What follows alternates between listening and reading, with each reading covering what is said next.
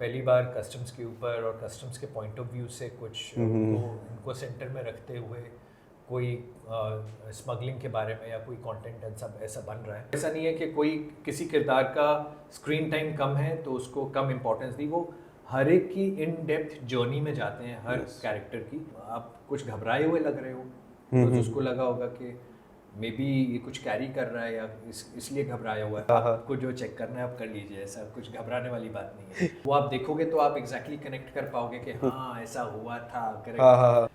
Hi, this is Nandish Singh Sandhu and you are watching bazooka.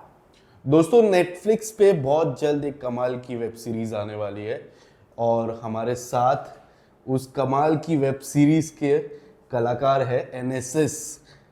यानी आप सभी को पता है एनएसएस के बारे में। एंड इस बार एनएसएस का जो लुक है काफ़ी डिफरेंट है, रोल भी काफ़ी डिफरेंट है। रोल और लुक के बारे में उनसे ही जानेंगे। और ये नाम मैंने जो दिया है आपको एनएसएस, उसके बारे में हमारी दर्शकों को पता है। What is the full form of NSS?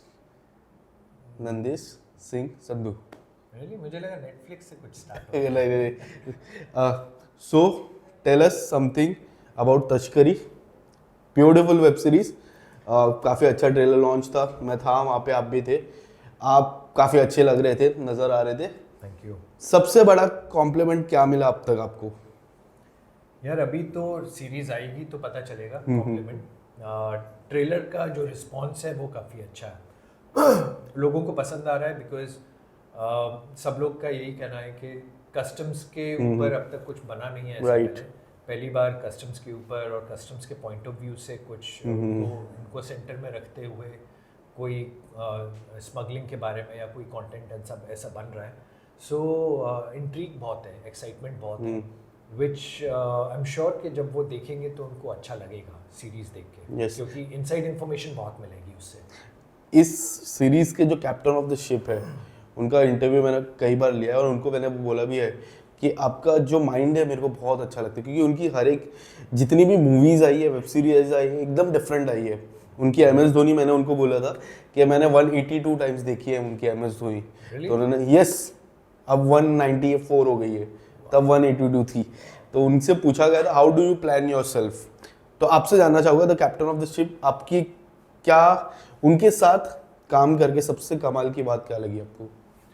I think उनकी प्रेपरेशन, Right. वो जिस तरीके से तैयारी करते हैं, अपनी रिसर्च करते हैं, जिस क्लैरिटी से वो उसको पेपर पे उतारते हैं, हर किरदार के बारे में डेप्थ में सोचते हैं, चाहे वो बड़ा किरदार हो, छोटा हो, छोटा इन द सेंस ओहदे में छोटा नहीं, लेकिन स्क्रीन टाइम वाइज कम टाइम के लिए वो किरदार हो, लेकिन वो उसको छोटा नहीं समझते हैं। वो ऐसा नहीं है कि कोई किसी किरदार का स्क्रीन टाइम कम है तो उसको कम इम्पोर्टेंस दी, वो हर एक की इन डेप्थ जर्नी में जाते हैं हर कैरेक्टर की, और बहुत अच्छे से शूट करते हैं। He is very very sound technically also, and उतना ही वो स्क्रिप्ट और इमोशंस के ऊपर ध्यान देते हैं।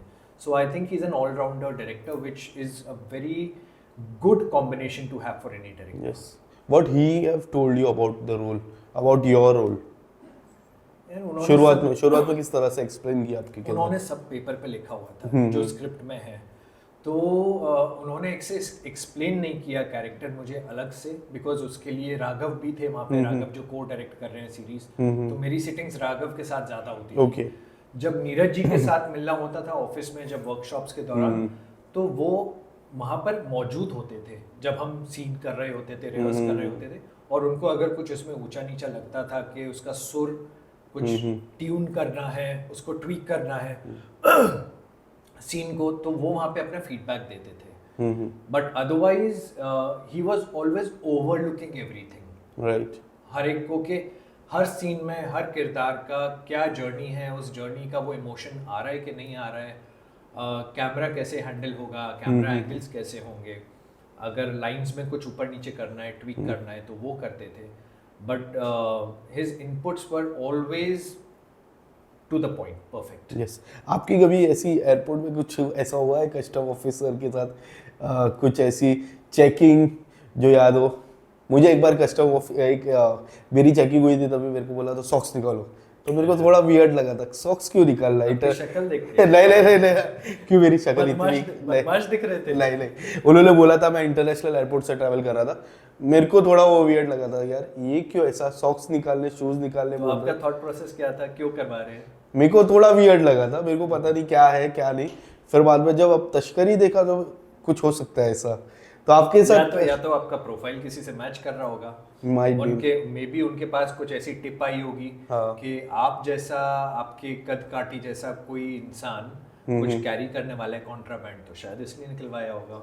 मतलब बट थैंकफुली मेरे साथ ऐसा हुआ नहीं है कुछ भी, कभी मुझे ऐसे बोला नहीं है। बैग नॉर्मली बैग्स में कुछ इलेक्ट्रॉनिक्स होते हैं, वो सब तो खुलवाते हैं चेक करने के लिए कि क्या कैरी कर रहे हो, क्या कर रहे हो, नॉर्मल पूछताछ के ये आपने वहाँ से खरीदा है कि आप यहाँ से लेके गए थे, all those things, those are normal.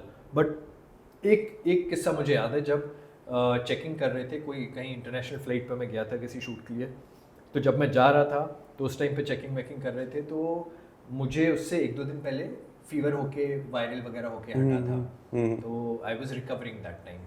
तो मुझे ठंड लग रही थी बीच बीच में, थोड़ा वो चिल्स आते हैं ना जब फीवर होता है, तबीयत डाउन होती है, इसी ठंडा था एयरपोर्ट पे, तो जैकेट वैकेट मैंने निकाल के उसमें डाल दी ट्रे में स्क्रीनिंग के लिए, बिकॉज जैसे बोलते हैं ना शूज निकालो जैकेट निकालो, आई रिमूव माई जैकेट।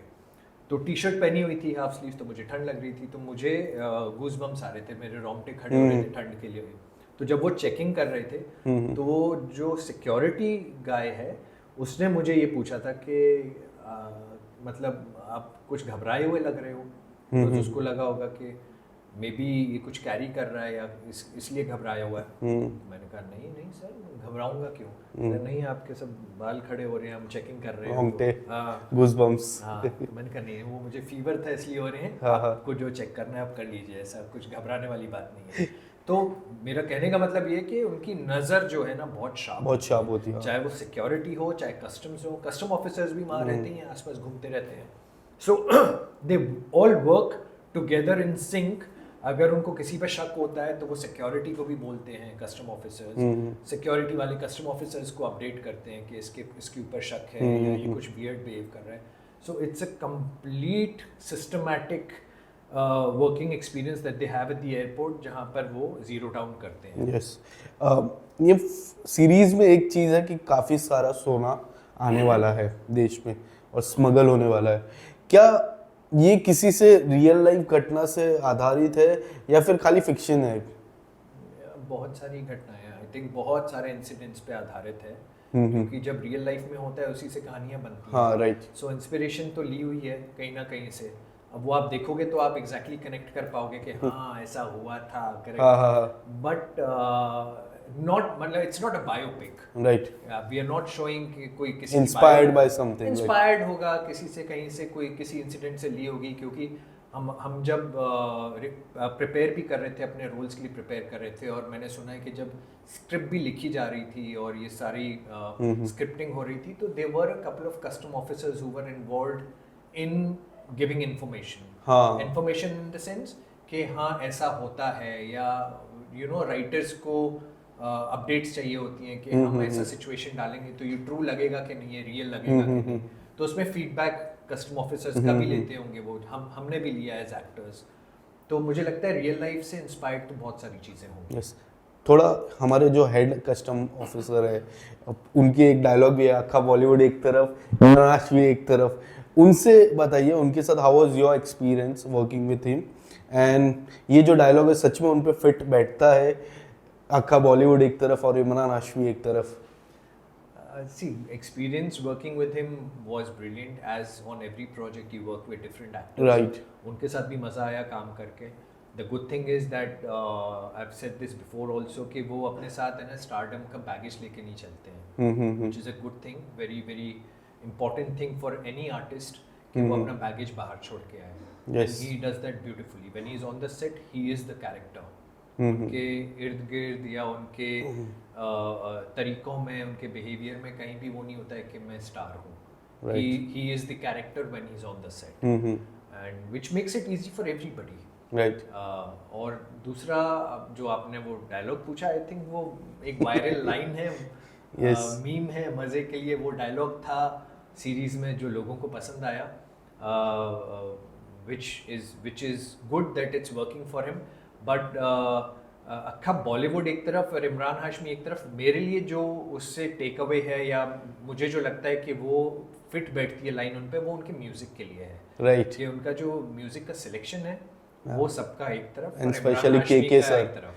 के सर एंड इमरान हाशमी एक तरफ। Absolutely. इसके अलावा अगर मैं बात करूँ आपकी जर्नी की, जैसा मैंने लास्ट टाइम, आपको याद है कि नहीं, मैंने पूछा था ये सवाल, फिर से मैं पूछता हूँ कि एंड हम जब आ रहे थे तो ये डिस्कशन पॉइंट था आपके लिए, मेरा और इनका डिस्कशन पॉइंट था कि जब टेलीविजन था you were doing so well, now OTT Jubilee देखी हमने, ये जो जितना भी किरदार हमने देखा, you are doing so well, so how do you tell yourself about the characters and about this thing? Now I was doing television, now I'm doing OTT, maybe a film.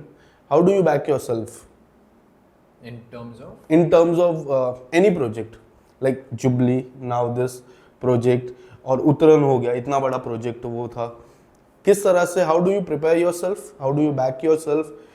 Whenever I come for an interview, I back myself, I prepare myself very well. How do you do that?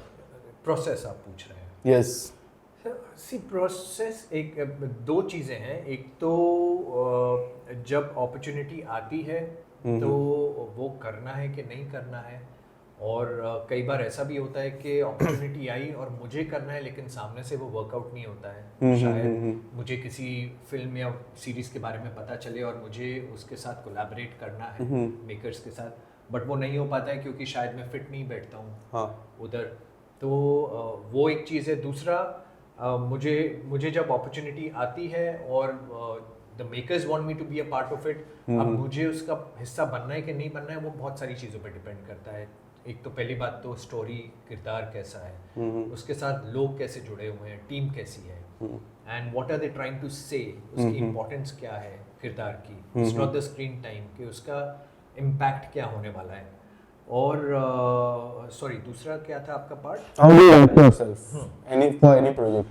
So backing myself is Yes. sort of you talk to yourself. मैं Yes. अपने आप से बात करता हूँ, अपने आप से सवाल पूछता हूँ कि मुझे ये क्यों करना है, मेरी प्रोफाइल में ये क्या एडिशन हेल्प करेगा कि नहीं करेगा, मेरे लिए फाइनेंशियली ये वायबल है, बेनिफिशियल है कि नहीं है। अगर ये फाइनेंशियली भी बेनिफिशियल है, मेरी प्रोफाइल में भी ऐड कर रहा है, डायरेक्टर भी अच्छे हैं, टीम भी अच्छी है, स्टार कास्ट भी अच्छी है, और आज से 5 या 10 साल बाद जाके मैं पानी मिलेगा मेरे को, इधर कुछ हो रहा है, हाँ तो खांसी आ रहा है।